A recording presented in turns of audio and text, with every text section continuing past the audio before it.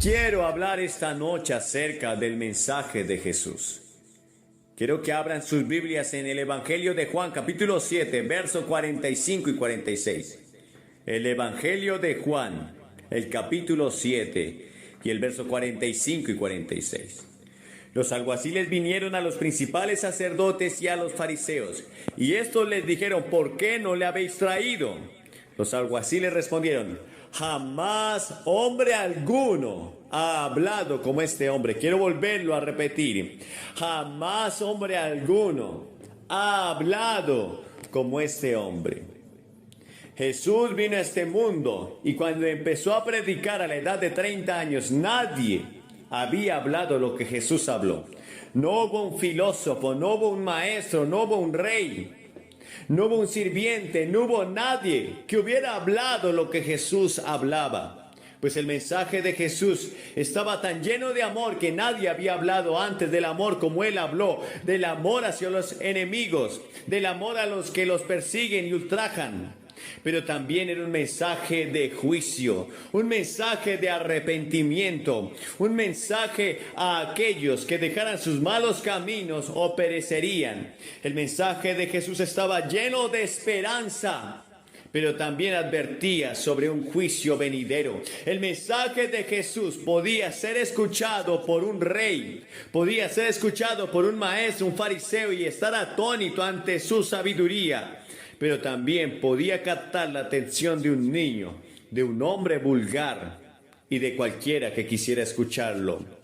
El mensaje de Jesús iba dirigido no solamente a los maestros, a los sacerdotes, a los reyes, pero también a los niños, también a los hombres vulgares, también a los publicanos y a aquellos que se etiquetaban como pecadores. Por eso jamás hombre alguno había hablado como Jesús. Y ese es el mensaje de Jesús, que no ha pasado de moda. Él dijo en Mateo 24:35 que el cielo y la tierra pasarán, pero sus palabras no pasarían. Y en este tiempo en que estamos viviendo, más que nunca necesitamos ese mensaje de confrontación.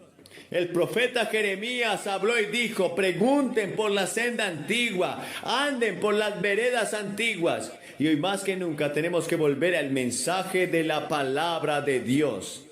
No al mensaje de filosofías, no al mensaje de estadísticas, no al mensaje que quieren proclamar hoy en las naciones, que está muy lejos de lo que Jesús enseñó. Y quiero hablar de ese mensaje, porque hoy la iglesia está confundida, porque hoy muchos confunden el mensaje de Jesús del amor con la complicidad. Hoy muchos confunden el mensaje de Jesús acerca del reino del cielo con la pluralidad, con la universalidad. Hoy muchos confunden el mensaje de Jesús acerca que hay un camino con las religiones y están errando y es peligroso. Pero Jesús dijo: yo soy el camino, la verdad y la vida. Y ese mensaje debe ser claro, ese mensaje debe ir directo al grano, ese mensaje no debe sufrir ninguna mudanza, ni tampoco frustrarle ni una sola tilde. Ese mensaje debe ser dado con sencillez, con practicidad, pero con verdad. Ay de aquel que le añada o le quite al mensaje que Jesús vino a predicar. Y por eso quiero hablar acerca del mensaje de Jesús. Y el primer mensaje que Él empezó a predicar, dice en Mateo 4:17, Él dijo: desde entonces comenzó a Jesús a predicar y a decir: arrepentíos, porque el reino de los cielos se ha acercado. El primer mensaje que Jesús habló a los hombres cuando inició su ministerio fue un mensaje llamando al arrepentimiento. Fue un mensaje que confrontaba a las personas. Y arrepentimiento quiere decir cambiar de dirección. Arrepentimiento quiere decir volver por el camino del error hacia el camino de la verdad. El verdadero arrepentimiento no consiste solamente en emociones y lágrimas, Pero un verdadero arrepentimiento lleva al apartarse del pecado, al reconocer las faltas y al volver a Jesús. El Señor predicó a aquellos fariseos. El Señor predicó incluso a sus discípulos. Sus discípulos le estaban comentando en una ocasión, contándole acerca de cómo Herodes había mezclado los sacrificios de los galileos. Y el Señor dijo, antes si no te arrepientes, todos perecerán igualmente. Y ya el hacha está puesta a la raíz de todo árbol. Ese fue el primer mensaje de Jesús, un mensaje de arrepentimiento, un mensaje de confrontación, un mensaje cargado de amor, pero que no permitía el pecado. Cuando Él habló a aquella mujer que trajeron para que fuera apedreada delante de Él, que fue sorprendida en el mismo acto de adulterio, le preguntaron a aquellos hombres que la traían. En la ley de Moisés se nos dice que debemos apedrear a tales mujeres. El Señor dijo, el que esté libre de pecado que tire la primera piedra. Y todos arrojaron sus piedras al suelo y huyeron. Pero cuando Él está a solas con la mujer, le dice, vete y no peques más. Y hoy los jóvenes de esta era, de este tiempo, necesitan escuchar esta palabra. Vete y no peques más. El Señor le dijo a aquel hombre que estaba en Betesda paralítico, luego de que fue sanado, le dijo, vete y no peques más para que no te suceda algo peor.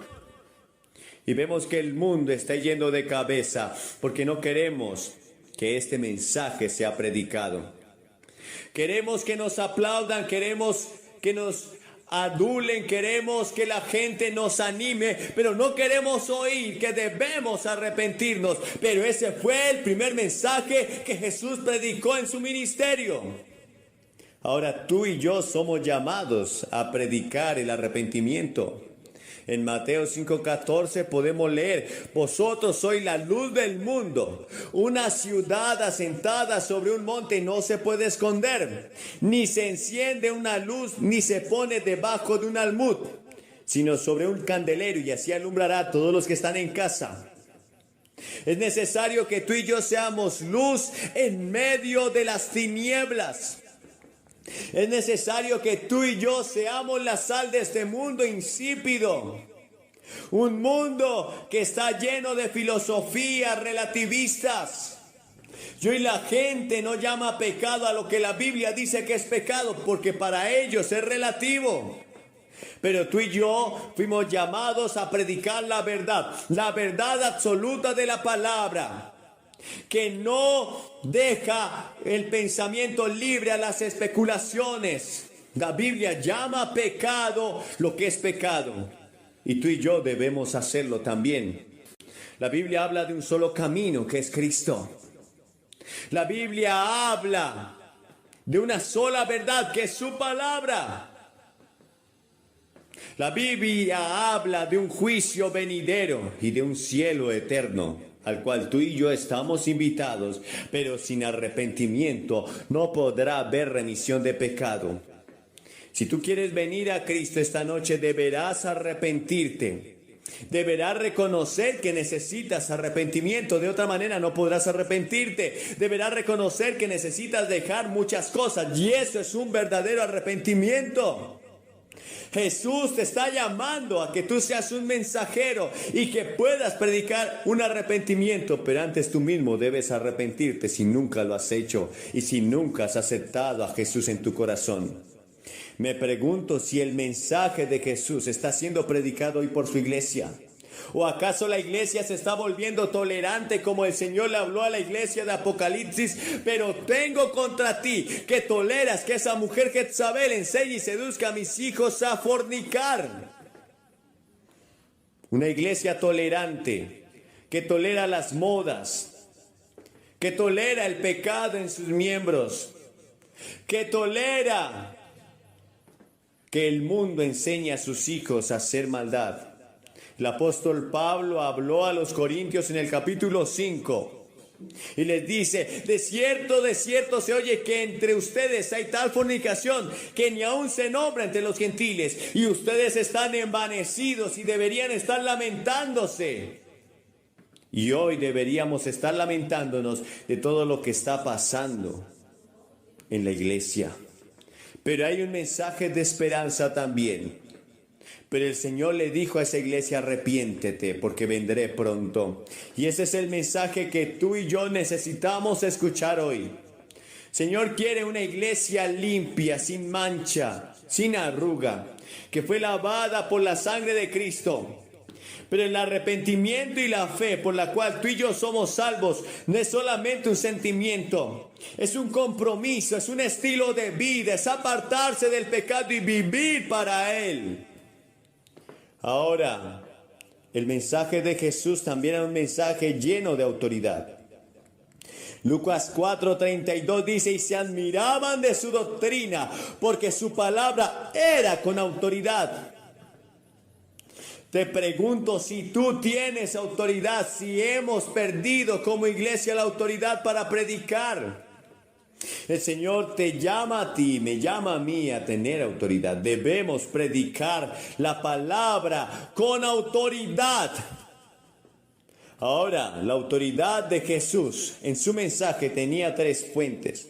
Primero, la palabra de Dios. En el Evangelio de Juan, el capítulo 3, el verso 34 dice: porque el que Dios envió, las palabras de Dios habla, pues Dios no da el Espíritu por medida. Tú y yo debemos enseñar la palabra. Debemos predicar la palabra. Debemos creer que la palabra es suficiente. Porque lamentablemente la iglesia se está llenando de psicología. Se está llenando de filosofía.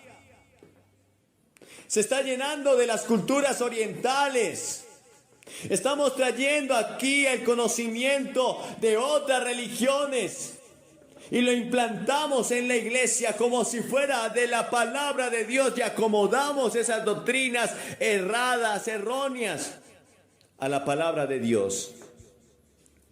Jesús tenía autoridad porque Jesús predicaba la palabra de Dios. Él no hablaba por sí mismo, sino que hablaba lo que el Padre le había dado. En el verso 10 de Juan 14 dice: ¿no crees que yo soy en el Padre y el Padre en mí? Las palabras que yo os hablo, no las hablo por mi propia cuenta, sino que el Padre que mora en mí, Él hace las obras. Jesús no hablaba palabras porque sí. Y cuando tú y yo predicamos del Evangelio, no debemos hablar nuestras palabras, sino que las palabras de Dios deben ser dichas. Juan 17:8: porque las palabras que me diste les he dado, y ellos las recibieron, y han conocido verdaderamente que salí de ti, y han creído que tú me enviaste. Tú estás llamado a predicar la palabra como iglesia. Y desde cada púlpito, y desde cada sermón, y desde cada cruzada y cada evento que tengamos, estamos llamados a predicar la palabra. De otra manera no creerán. La segunda fuente que tenía Jesús acerca de su autoridad era la presencia del Espíritu Santo en su vida. Lucas 3, 21 y 22. Aconteció que cuando todo el pueblo se bautizaba, también Jesús fue bautizado, y orando el cielo se abrió. Y descendió el Espíritu Santo sobre él en forma corporal como paloma. Y vino una voz del cielo que decía: tú eres mi Hijo amado, en ti tengo complacencia. El Espíritu Santo debe estar llenando tu vida y mi vida. Y si tú eres un verdadero cristiano, has nacido de nuevo, el Espíritu Santo está sobre ti. Pero ahora el apóstol Pablo dijo: pero debe ser lleno del Espíritu Santo. Si tú eres un cristiano, pero no eres lleno del Espíritu Santo, no eres controlado por el Espíritu Santo, y el fruto del Espíritu no podrá estar en ti. No hay forma de ser lleno de amor, paz, gozo, paciencia, benignidad, bondad, fe, templanza y mansedumbre, a menos que el Espíritu Santo te llene. Y no podrás enfrentar el pecado a menos que seas lleno del Espíritu Santo. Y no podrás enfrentar a Satanás a menos que seas lleno del Espíritu Santo. Él dijo que no nos iba a dejar huérfanos, que el Espíritu Santo vendría a nosotros y nos tomaría otra vez. Y Jesús estaba lleno del Espíritu Santo cuando Él vino del desierto, luego de ser tentado, estaba lleno del Espíritu Santo de tal modo que los demonios huían, las enfermedades se iban y la gente se admiraba de su doctrina. Y la tercera fuente de autoridad que había en Jesús para predicar la palabra era su ejemplo. Juan 13:15, porque ejemplo os he dado, para que como yo os he hecho, vosotros también hagáis. Y Lucas 2:52 dice que Jesús crecía en sabiduría y en estatura y en gracia para con Dios y los hombres. Tu testimonio y mi testimonio es importante. Y debemos cuidar nuestro testimonio como ministros, pero debes cuidar tu testimonio como un hijo de Dios en tu trabajo, en tu escuela y en el lugar donde Dios te haya puesto. Es necesario que seas luz y que seas sal. De otra manera no podrás tener autoridad cuando predique. Y la gente te verá como un charlatán. No hay cosa más frustrante para un hombre de Dios, un ministro de Dios, que pierda su autoridad a causa de su testimonio. Es necesario que aquel que es un ministro tenga buen testimonio de los de afuera para que no caiga en descrédito y lazo del diablo. Tú y yo debemos tener un testimonio limpio para que nadie tenga de qué acusarte. Y si murmuran de vosotros como malhechores, dice la Biblia, entonces glorificarán al Padre allá en el día del juicio cuando se den cuenta que tus obras eran limpias. Pero si la gente murmura de ti y tienen razón, entonces no tenemos ningún mérito, mas somos culpables. En tercer lugar, el mensaje de Jesús también era un mensaje de esperanza. En Mateo 4:23 dice, y recorrió Jesús toda Galilea, enseñando en las sinagogas de ellos y predicando el evangelio del reino y sanando toda enfermedad y toda dolencia en el pueblo. Jesús recorría cada rincón de Galilea, de Judea, del reino de Israel. Él iba sanando al pueblo, pero también iba predicando el mensaje del reino, diciéndoles que había un reino eterno al cual Él quería que todos llegaran. Porque esta gente estaba siendo oprimida por el imperio romano. Porque esta gente estaba siendo esclavizada a tributos.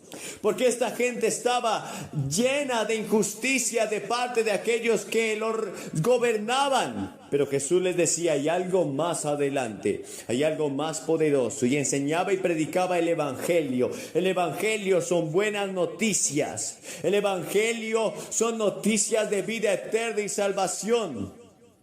En Mateo capítulo 5, Él habló acerca de las bienaventuranzas. Quizás nunca las hayas escuchado o leído. Yo quiero leértelas hoy. Él vio la multitud y subió al monte. Estoy leyendo Mateo capítulo 5 del verso 1 en adelante. Y sentándose vinieron a Él sus discípulos. Y abriendo su boca les enseñaba diciendo, bienaventurados los pobres en espíritu, porque de ellos es el reino de los cielos. Bienaventurados los que lloran, porque ellos recibirán consolación. Bienaventurados los mansos, porque ellos recibirán la tierra por heredad. Bienaventurados los que tienen hambre y sed de justicia, porque ellos serán saciados. Bienaventurados los misericordiosos, porque ellos alcanzarán misericordia. Bienaventurados los de limpio corazón, porque ellos verán a Dios. Bienaventurados los pacificadores, porque ellos serán llamados hijos de Dios. Bienaventurados los que padecen persecución a causa de la justicia, porque de ellos es el reino de los cielos. Bienaventurados sois, dijo Jesús, cuando por mi causa os vituperen y os persigan y os digan toda clase de mal contra vosotros mintiendo. Gozaos y alegraos, porque vuestro galardón es grande en los cielos, porque así persiguieron a los profetas que fueron antes de vosotros. El mensaje de Jesús no fue un solo mensaje al arrepentimiento. No era tan solamente un mensaje lleno de autoridad, pero era un mensaje de esperanza. Y hay esperanza para ti esta noche. Hay esperanza para ti en este día. Si has vivido frustrado, amargado y llorando, si has enfrentado situaciones que te han dejado al borde del colapso, hoy puedes tener esperanza. Tú puedes ver la mano de Jesús en la frente de un leproso en Marcos 1:41, que el leproso se acercó y le dijo: Señor, hay esperanza para mí. Si quieres puedes limpiarme. Y Jesús puso su mano sobre él y le dijo: quiero, sé limpio. Jesús le dio un mensaje de esperanza a la prostituta. Le dijo en Lucas 7:50: ve en paz. Luego de que ella lo adoró. Jesús le dio un mensaje de esperanza al publicano cuando le dijo: es necesario que pose en tu casa. Él quiere entrar a tu corazón. Él quiere entrar y estar en tu casa. No quiere ser un visitante. Quizás has estado en la iglesia durante años. Quizás vas a las escuelas dominicales. Quizás te bautizaste o incluso sirves. Pero aún no has entregado por completo tu corazón a Jesús. Bueno, Él quiere hoy entrar a tu casa como lo hizo con Zaqueo. Pero Él dio un mensaje de esperanza a todo el mundo. Juan 3:16, que fue la cita que yo memoricé de niño. La primer cita. Porque de tal manera amó Dios al mundo que ha dado a su Hijo unigénito, para que todo aquel que en Él crea no se pierda, mas tenga vida eterna. Él no quiere que se pierda ninguna alma de que el Padre le ha entregado. Pero debes hacer tu parte. Él hizo su parte en la cruz. Él tomó tu lugar. Él descendió del cielo, se hizo semejante a los hombres, vivió en una condición humilde, lleno de pobreza. Lo maltrataron, lo desfiguraron y luego torturado fue puesto allí en ese madero de la cruz. Derramó cada gota de sangre por ti. Pero ahora es necesario que tú le aceptes. Finalmente dice en Juan 14:1-3: no se turbe vuestro corazón. Creed en Dios, creed también en mí. En la casa de mi Padre hay muchas moradas. Si así no fuera, yo le hubiera dicho: voy pues a preparar lugar para vosotros. Y si me fuere y os prepararé lugar, vendré otra vez y os tomaré a mí mismo, para que donde yo estoy, vosotros también estéis. Ese es el mensaje de esperanza de Jesús. Esta vida es pasajera. Esta vida es ilusoria. Esta vida está cargada de vanidad. Y Moisés dijo en el Salmo 90 que pronto pasa y volamos. En un abrir y cerrar de ojos. La vida del hombre es comparada en la Biblia como la flor que se marchita, que en la mañana sale y a la tarde es cortada. La vida del hombre es comparada en la Biblia como la neblina que aparece por una esquina y desaparece por otra. Y así es comparada tu Biblia, porque aunque puedas vivir 100 años o más, eso no es nada comparado con una eternidad. Y si rehusas hoy aceptar a Cristo, te perderás para siempre. Una eternidad sin Cristo, separado de Dios, separado de la alegría, del amor, de la emoción. Solamente tristeza, llanto y crujir de dientes.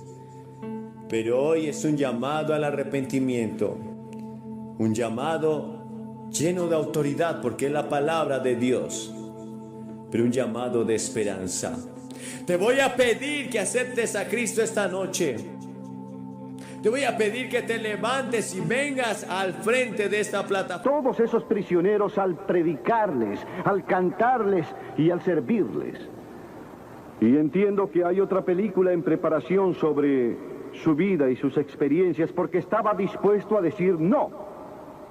El mundo se enteró de él porque dijo no a aquellos que trataron que rompiera con sus convicciones cristianas en ese período. Y me recuerda a William Booth hace un poco más de 100 años, quien fundó el Ejército de Salvación. Él se había convertido en pastor y fue a los barrios bajos de Londres, fue a los barrios más necesitados, a trabajar con la gente pobre, y formó un grupo denominado la Banda Aleluya, y se paraba en la esquina, se iba de visita a las cárceles. A algunos líderes religiosos de esa época no les gustó, así que entonces lo llamaron ante una conferencia de líderes y le dijeron: William Booth, tú irás a donde nosotros te digamos que vayas. Si no lo haces, te arriesgas a ser expulsado. Y él estaba de pie, seguro ante todos los miembros de la asamblea. ¿Qué podía decir? Catherine Booth, quien se volvió tan famosa como él, su esposa, estaba en el balcón y agitó el velo y gritó con fuerza: William, di que no. Y William obedeció a su esposa y dijo no, y nació el Ejército de Salvación.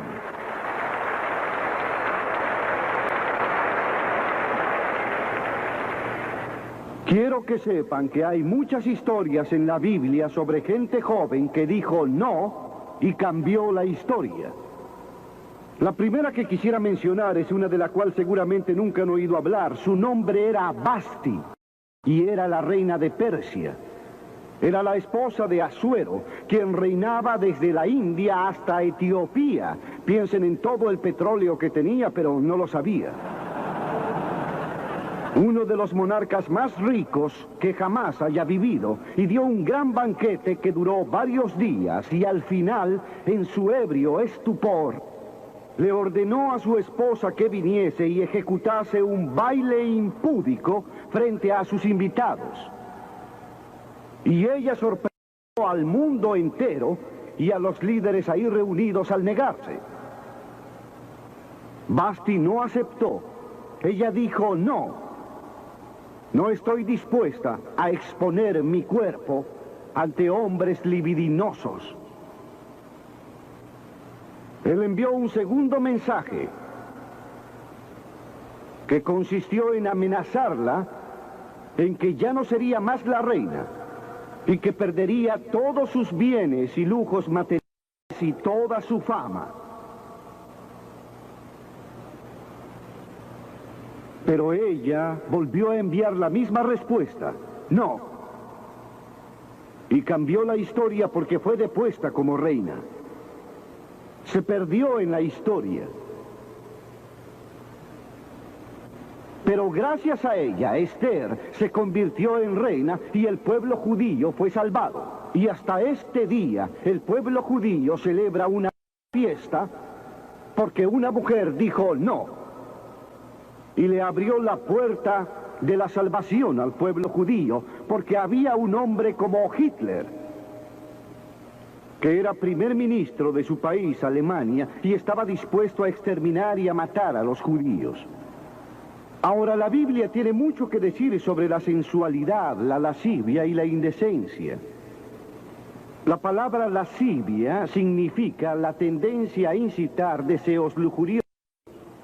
Sensualidad significa la apelación a los sentidos corporales para obtener gratificación personal. Tal vez la lectura de un libro indecente o ver una película llena de pornografía. La Biblia dice: abstente del deseo de la carne. Eso es sensualidad que lucha contra el alma. Están en guerra con tu alma y con tu espíritu. La Biblia dice: abstente de ellos, aléjate de ellos. Y también la Biblia utiliza otra palabra: réprobo. Estas son las personas depravadas totalmente. Sus conciencias están muertas o insensibles. Ya no pueden ruborizarse, han perdido la habilidad de discernir entre el bien y el mal. Y en Romanos 1:28 dice: y como ellos no aprobaron tener en cuenta a Dios, Dios los entregó a una mente reprobada para hacer cosas que no convienen. En otras palabras, Dios los entregó y dijo: vayan. Disfruten de toda la sensualidad y lascivia que quieran, que yo no los voy a molestar. Aún no. Pero estén seguros de que sus pecados los alcanzarán y estarán en el juicio final. Pablo le escribió al joven Timoteo y le dijo: estos también resisten a la verdad, hombres de mentes corruptas, réprobos en lo que a la fe concierne. En otras palabras, han negado a Cristo por tanto tiempo que su conciencia está muerta e insensible y sus corazones vuelto duros.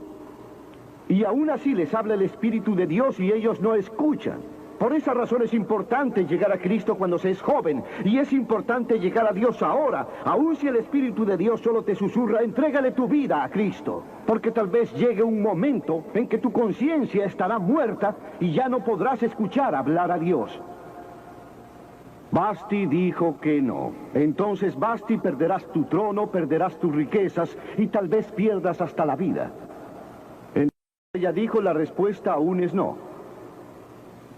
¿Cuál es tu respuesta esta noche? A aquellas cosas que están mal, a la mentira, a la lujuria, a la codicia, al prejuicio racial. ¿Cuál es? ¿Disciplinarás tu cuerpo?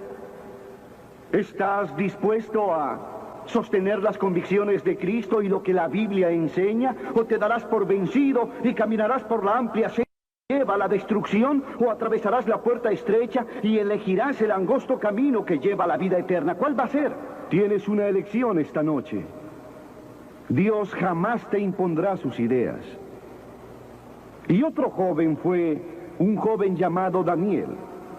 Y las Escrituras dicen que Daniel propuso en su corazón que jamás iba a contaminarse con los alimentos del rey ni con el vino que el rey bebía. Daniel era un joven con un propósito. Había sido capturado en Jerusalén cuando ésta fue invadida por Nabucodonosor. Fue capturado y fue llevado 2.700 kilómetros por tierra fértil hasta Babilonia. A muchos kilómetros, a más de 2.000 kilómetros de su propia casa. Sin aviones, sin automóviles, días y semanas de viaje. Pero él estaba decidido a servir a Dios. No tenía más de 12 o 15 años de edad. Y Nabucodonosor, el gran rey, había llevado cautivos de Jerusalén a Babilonia y ordenó que estos muchachos, que no padecían de ningún vicio, que eran de buen parecer y tenían habilidades lingüísticas, fueran instruidos en su corte para poder usarlos. Él quería usar a estos jóvenes judíos porque sabía que tenían un don especial. Y durante el período de entrenamiento les trajeron los mejores vinos y las mejores comidas y todas las comodidades que puedan imaginar. Era la corte de Nabucodonosor. Pero Daniel dijo: no. No quiero el vino del rey. Y no quiero las mejores comidas. Quiero dormir en el suelo, no sobre un lecho de plumas. Lo que yo quiero es algo simple. Quiero llevar una vida disciplinada. Cuán diferente era de aquellos que lo único que esperan es irse de su casa a divertirse. Pero no Daniel. Daniel estaba lejos de casa y nadie se enteraría si hacía alguna de estas cosas. Nadie sabría si tendría una muchacha y dormía con ella. Nadie sabría si se emborrachaba con el vino del rey. Nadie lo sabría en su pueblo, Jerusalén. Podría haberse hecho muy popular en el exceso. Pero decir no en sus años de juventud lo preparó para afirmar un gran no cuando fue primer ministro de Babilonia. Y fue arrojado a la jaula de los leones porque no comprometería su fe en Dios. Nos corrompemos al comer en exceso, al tomar mucho alcohol, al usar drogas, al pasar mucho tiempo frente al televisor, o yendo al cine también.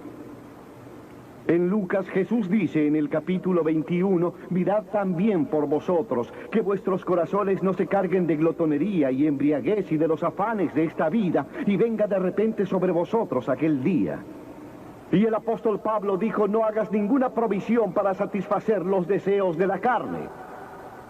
Pedro dijo: en tiempos hemos andado en lascivias, concupiscencias, embriagueces, orgías, disipación y toda clase de cosas abominables. La Biblia dice que debemos disciplinar nuestra mente y nuestros cuerpos. Hemos de disciplinar nuestros corazones por la fe en Cristo. Y había otro hombre joven que se llamaba José y fue vendido a Egipto por sus hermanos y se convirtió en esclavo de un hombre llamado Potifar. Y Potifar tenía una esposa muy hermosa. José era un joven fuerte y buen mozo. Y en el Génesis, en el capítulo 39, si quieren leer la historia, se cuenta la historia de la tentación de José. La esposa de Potifar llegó a enamorarse de José, porque José se convirtió en la cabeza de toda la casa y administraba los asuntos de su amo, y ella vio a este joven que era buen mozo, fuerte y viril, que caminaba por la casa y el jardín y arreglaba los asuntos de su amo, y lo deseó con pasión. Ella le dijo: ven, acuéstate conmigo. Y él le dijo: no. Y dijo: no puedo desobedecer a mi señor, quien me ha confiado todo en la casa para dormir con su mujer. No puedo pecar contra Dios, el Dios de mis padres. Él estaba lejos de la casa en Egipto. ¿Quién se enteraría?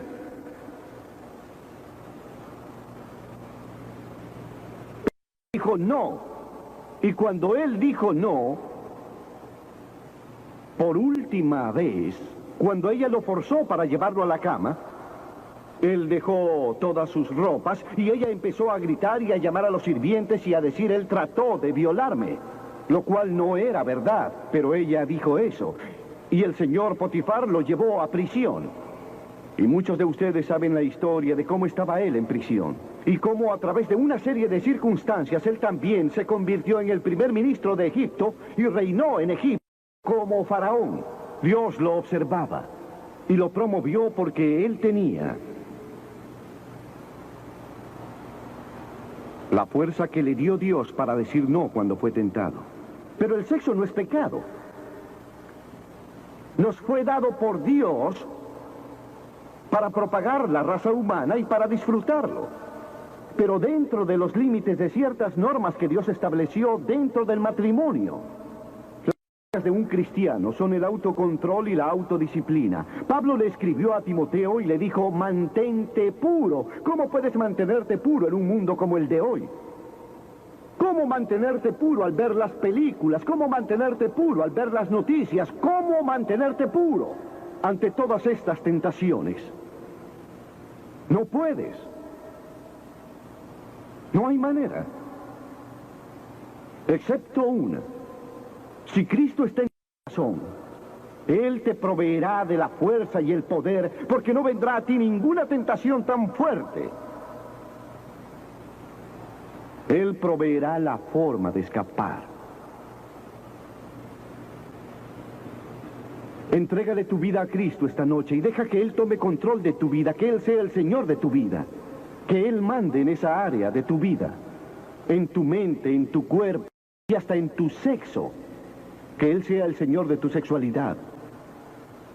También hubo otro joven de nombre Moisés. A menudo pensamos en Moisés como un hombre viejo y con barba, pero fue en su juventud cuando Moisés tomó la decisión que lo llevó a la grandeza. Porque las Escrituras dicen: por la fe Moisés, si de años se trata, tal vez a los 17 o 18 años, se negó a ser llamado el hijo de la hija del faraón. Elección. Él tuvo que elegir. Prefirió sufrir las aflicciones del pueblo de Dios que disfrutar de los placeres del pecado. Nótese que él estaba en Egipto, hijo de la hija del faraón, heredero del trono de Egipto. Posiblemente sería el próximo faraón.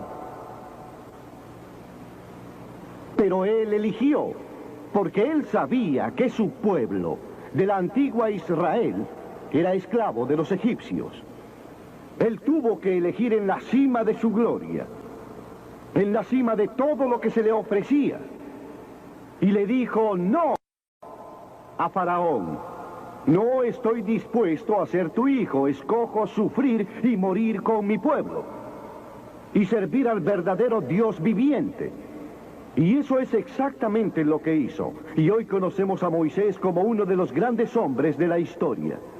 Él dijo no antes que disfrutar de los placeres del pecado. Ahora bien, hay una diferencia entre el placer y la alegría. Aquel que ama el placer será un pobre hombre, dice la Biblia. Y dice la Biblia sobre un hombre: entregué mi corazón al placer, a la locura, a la sensatez, pero esto causó la aflicción del espíritu. Pero la que se entrega a los placeres está viviendo muerta, amantes del placer más que de Dios. La Biblia dice que hay personas que aman más el placer que a Dios. ¿De qué clase es usted? ¿Ama a Dios más de lo que ama al placer pecaminoso? No estoy hablando de deportes y todas esas maravillosas cosas que tenemos. Hablo de los placeres pecaminosos. La alegría es provocada por el Espíritu Santo. Hay cientos de escrituras que hablan de la alegría. Usted puede tener alegría sin tener ningún placer, porque la alegría es profunda. El ángel le dijo a María en esa primera noche: no temas, porque traigo noticias para todo el mundo de gran alegría, para todas las personas, y aún en el sufrimiento. Cuando vienes a Cristo, Dios no se lleva el sufrimiento y no se lleva los problemas y las dificultades de tu vida, no se lleva nada. Él no promete, si estás sin trabajo, que te conseguirá un empleo si aceptas a Cristo esta noche. Él promete que te dará gracia, fuerza y alegría en tus circunstancias. Bienaventurados sois cuando por mi causa os vituperen y os persigan y digan toda clase de mal contra vosotros mintiendo. Gozaos y alegraos, porque vuestro galardón es grande en los cielos. Sí, cuando por mí los hombres os odien y os persigan. Él dijo: gozaos y alegraos, porque vuestro galardón es grande en los cielos, porque así persiguieron a los profetas que fueron antes de vosotros. Todos los que quieren vivir piadosamente en Cristo Jesús padecerán persecución, dice la Biblia. Habrá sufrimiento. Jesús dijo: si no estás dispuesto a levantar la cruz y negarte a ti mismo, no puedes ser mi seguidor. Moisés escogió la profunda alegría de seguir a Dios antes que a los placeres de Egipto. ¿Cuál seguirías tú? ¿Cuál sería tu elección hoy? Y entonces el último es Jesús. Jesús fue tentado en todos los aspectos igual que nosotros, aunque sin pecado. ¿Decirme que Jesús fue tentado para que mintiera? Sí. ¿Quiere decirme que Jesús fue tentado a desear? Sí. ¿Que Jesús fue tentado a ir con alguna mujer? Sí. ¿Que Jesús fue tentado a robar? Sí. Él fue tentado en todas las formas, al igual que nosotros, pero sin pecado. ¿Cómo fue que superó la tentación? La Biblia dice en el capítulo 4 de Mateo y en muchos otros lugares, pero solo tomaré ese. El demonio vino a él cuando estaba cansado, hambriento y sediento, y le dijo: si eres hijo de Dios, di que estas piedras se conviertan en pan. Pero noten que trató de introducir dudas en la mente de Jesús sobre quién era. Y Jesús era el Hijo de Dios. Él era el Hijo nacido de una virgen que fue resucitado de entre los muertos por el poder de Dios y aún hoy está vivo. Pero el diablo puso una duda en su mente. Él estaba débil, estaba cansado. Él era un hombre como todos. Se enfrentaba al diablo no como hijo de Dios, sino como hombre. Y él siempre contestaba citando la Escritura. Es por eso que queremos que memoricen la Escritura. No solo de pan vivirá el hombre, sino de toda palabra que sale de la boca de Dios. Jesús dijo que hay algo más importante que la comida y el sexo y las cosas materiales. Es tu vida espiritual. Y entonces el diablo dijo: si eres hijo de Dios, échate, porque escrito está: a los ángeles mandará acerca de ti, y ellos te van a sostener en sus manos. Y Jesús volvió a contestar: escrito está también: no tentarás al Señor tu Dios. Y después el diablo lo llevó a lo alto de un monte y le mostró todo el futuro del mundo y todos los reinos en su inmensidad. Y le dijo: todo esto te daré si postrado me adorares y me reconocieres.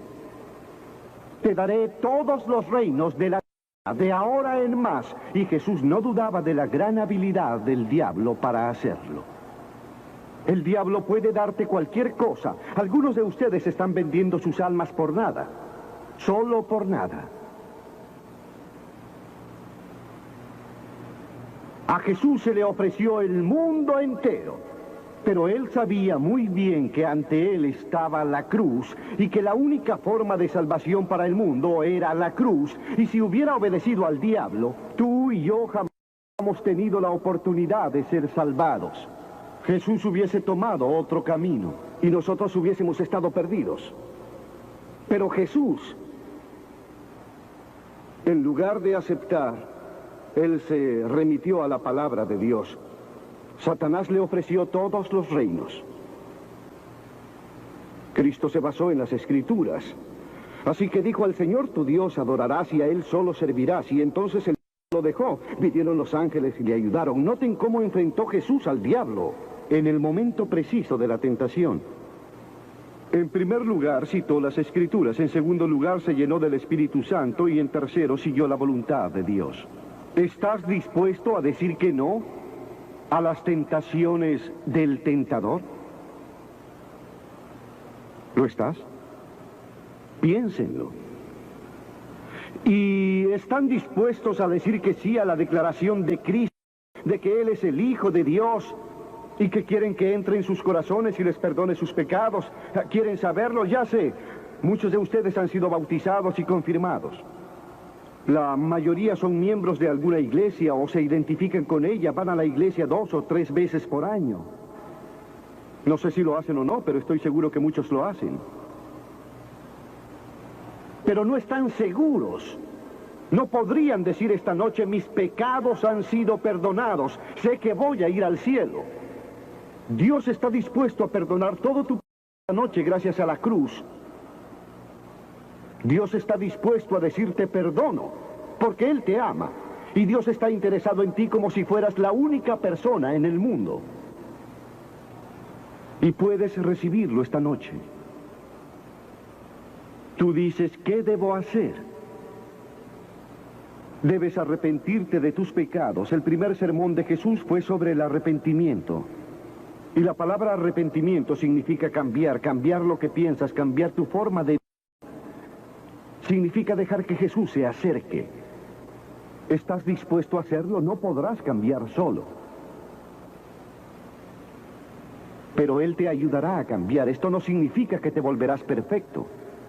Significa que darás la vuelta y comenzarás en una nueva dirección, y Él estará allí contigo para ayudarte mientras vives para Cristo. Fallarás y cometerás muchos errores. No serás perfecto. Pero Cristo estará contigo si estás dispuesto a arrepentirte. Tú le dices a Dios: he pecado y lo lamento y estoy dispuesto a cambiar. Y luego la segunda cosa es que por fe lo recibas. Recuerden que Cliff dijo hace un momento: no puedes pensar tu camino, no todo el camino. Hay ciertas cosas que podrás superar con el pensamiento, pero hay muchas cosas al principio que no. Vienes como un niño y dices: Señor, no entiendo todo esto, pero te recibo en mi corazón hoy por fe. Por la fe eres salvo. La fe y no por obras, no deben olvidarlo. Por gracia sois salvos. Y luego la tercera cosa que estás dispuesto a decir es: voy a seguirlo y a servirle lo mejor que yo pueda. En nuestra reunión en Bristol, hace poco, había un muchacho de 17 años que tenía una clase de manejo esa noche y le pidió a su instructor que lo dejara en Ashton Gate, el estadio. Y en esa gran muchedumbre localizó a su familia que tenía boletos para entrar. Y ante la invitación, él y su hermana hicieron lo que les voy a pedir que hagan hoy. Se pararon frente a la plataforma para demostrar que le estaban dando sus vidas a Cristo. Una semana después, este joven, el muchacho de 17 años, murió. Luego de que un túnel se derrumbara sobre él en la playa, tal vez leyeron en el periódico. Él le dijo sí a Cristo sin saber que dentro de unos días estaría en el cielo. Y lo veremos en el cielo. ¿Y saben ustedes, si eso les pasara esta noche, a dónde irían? Asegúrense de saberlo antes de irse. Voy a pedirles que dejen sus asientos ahora, cientos, tal vez miles de ustedes, y que vengan y se paren en este campo. En silencio y con reverencia digan al venir: Quiero arrepentirme de mis pecados, quiero recibir a Cristo en mi corazón, quiero saber que mis pecados han sido perdonados, quiero saber que iré al cielo, quiero una nueva vida. Ustedes dirán, bueno, Billy, ¿por qué nos pides que vengamos en público? ¿Por qué en público? Porque a todas las personas que Jesús llamó en el Nuevo Testamento las llamó en público.